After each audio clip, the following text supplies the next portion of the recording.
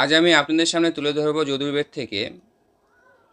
সেখানে মূর্তি পূজার সম্পর্কে বা প্রতিমার সম্পর্কে কী বর্ণন করা আছে আমি আপনাদের সামনে প্রুফ সহকারে তুলে ধরছি। আপনারা ভিডিওটি দেখবেন, পড়বেন এবং আপনাদের মূল্যবান কমেন্ট অবশ্যই জানাবেন।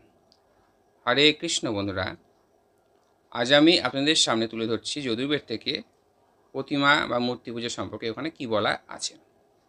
আসুন, এখানে বলছে ন তস্য প্রতিমা অস্তি যস্য নাম মহৎ যশ, অর্থাৎ যাহার নাম মহৎ যশ, অর্থাৎ যিনি যাবতীয় মহৎ গুণের অধিকারী, সেই পরম প্রভুর কোনো প্রতিমা বা তুলনা হতে পারে না। আরেকবার বলছি, কি বলছে, যে যাহার নাম জহৎ যশ, অর্থাৎ যিনি যাবতীয় মহৎ গুণের অধিকারী, সেই পরম প্রভুর কোনো প্রতিমা বা তুল্য হইতে পারে না, মানে প্রতিমার সঙ্গে তুলনা করা যাবে না।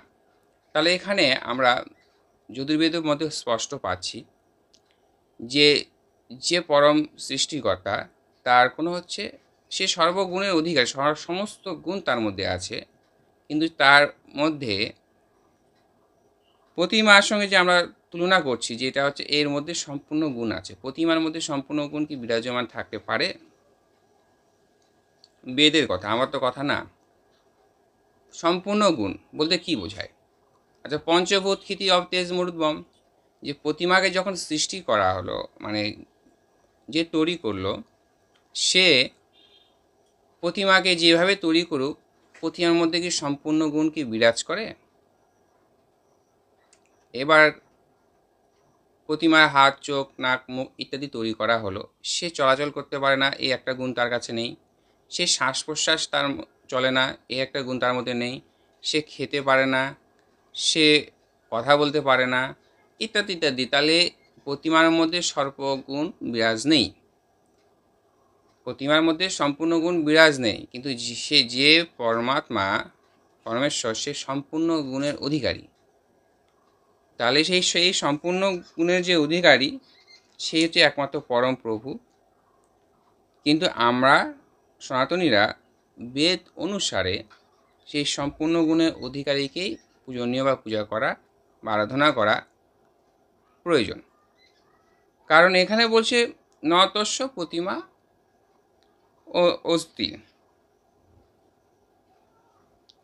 যে তার কোনো রূপই নেই, কিন্তু সর্বগুণের মধ্যে বিরাজ করছে।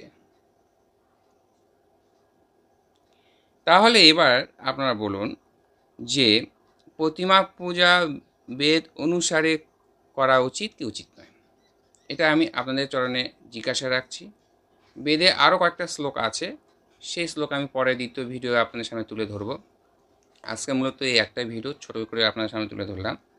তাহলে যার সম্পূর্ণ গুণ যার মধ্যে আছে, সম্পূর্ণ গুণের যে অধিকারী যে স্রষ্টা, সেই স্রষ্টাকে আমরা প্রতিমার মধ্যে মনে করছি যে এটা সম্পূর্ণভাবে সে বিরাজ করে আছে। কিন্তু এটা আমাদের মূলত ভ্রান্ত কথা। কারণ আমরা দেখতে পাই তার সে মুখ নড়াতে পারে না, হাত নড়াতে পারে না, খেতে পারে না, এবং শ্বাস প্রশ্বাস চলে না, এবং সে চলাফেরাও করতে পারে না। পূর্বে যে কয়টা ভিডিও আমি আপনাদের দিয়েছি, 4 থেকে 5টা প্রতিমা সম্পর্কে, সেখানে গীতার মধ্যেও বর্ণন করা আছে, ভাগবতে আছে, পুরাণে আছে, পুরাণ সম্পর্কে আপনাদের সামনে তুলে ধরেছি, এবং দয়ানন্দ সরস্বতী সত্যার্থ প্রকাশ সম্পর্কে তুলে ধরেছি। আজকে আপনাদের তুলে ধরলাম বেদ থেকে। তাহলে সেই 4টা রেফারেন্সে আমি আপনাদের সামনে তুলে ধরলাম, সেখানেও বলেছে যারা প্রতিমা পূজা করে তারা পাপী, অজ্ঞ মূর্খ ব্যক্তিরা প্রতিমা পূজা করে। গীতায় বলছে যারা প্রতিমাকে পূজা করে সে আমাকে তাচ্ছিল্য করে, এবং আরও অন্যান্য কিছু আছে। আপনারা সেই প্রুফগুলো আমার দেওয়া আছে, আপনারা দেখে নেবেন। তো মূলত সবার কাছে আমার একটা জিজ্ঞাসা বা নিবেদন রইল, যে বেদে যখন বলল যে সে ঈশ্বরের কোনো প্রতিমা নেই, যাকে আমরা প্রতিমার সঙ্গে তুলনা করছি, এটা করা আমাদের সঠিক কি সঠিক না, এটা আপনারা কমেন্ট করে জানাবেন। কারণ প্রতিমার মধ্যে কি সম্পূর্ণ গুণ বিরাজ করে? যদি প্রতিমার মধ্যে সম্পূর্ণ গুণ বিরাজ করে থাকে বা হয়, তাহলে পূজা করা অবশ্যই প্রয়োজন। আর যদি সম্পূর্ণ গুণ যদি তার মধ্যে প্রতিমার মধ্যে বিরাজ যদি না হয়ে থাকে, তাহলে বেদ বিরোধী তাকে বলা হবে। অনেকে বলে, ব্রাহ্মণরা বলে যে প্রাণ প্রতিষ্ঠার মধ্যে, অর্থাৎ মূর্তিকে প্রাণ প্রতিষ্ঠা করা যায়, তাহলে সে সম্পূর্ণ গুণে অধিকারী হয়। ব্রাহ্মণদের চাঁদ বদনের সমস্ত কথা আমরা পাই। তো যখন প্রাণ প্রতিষ্ঠা করার যখন ব্রাহ্মণের যখন ক্ষমতা আছে, তো এই জগতে অনেক নিরীহ পরিবারের পিতামাতারা যখন মারা যায়, সেই দেহটাকে প্রাণ প্রতিষ্ঠা করার তাদের ক্ষমতা থাকে না, তাহলে তো সেই পরিবারটা একটা শান্তি পায় যে এই ভাঙ্গার সংসারটা পুনরায় ব্রাহ্মণ ঠাকুর এসে তার কৃপা বর্ষণ করে পুনরায় জাগৃত করেছে, তাদের চাঁদ বদনে হাসি দেখার মতো তাহলে হবে।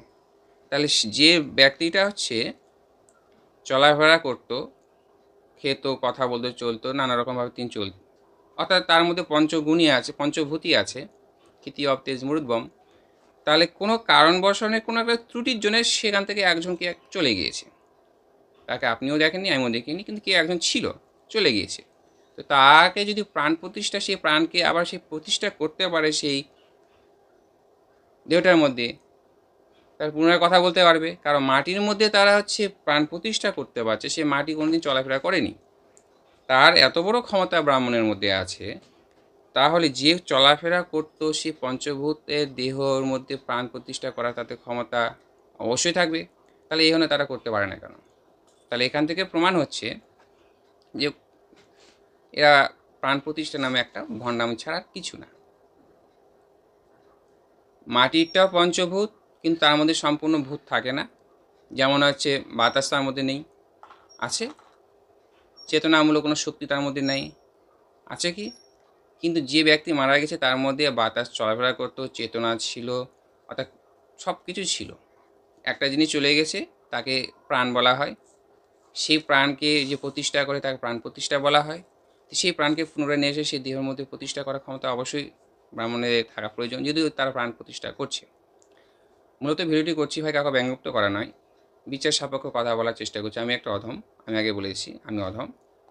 আমি আপনাদের সামনে তুলে ধরছি, শাস্ত্র পড়ছি, দেখছি, কাউকে বোঝানোর আমার ক্ষমতা নেই। আমি নিজেকে প্রশ্ন করি এবং অনুধাবন করছি।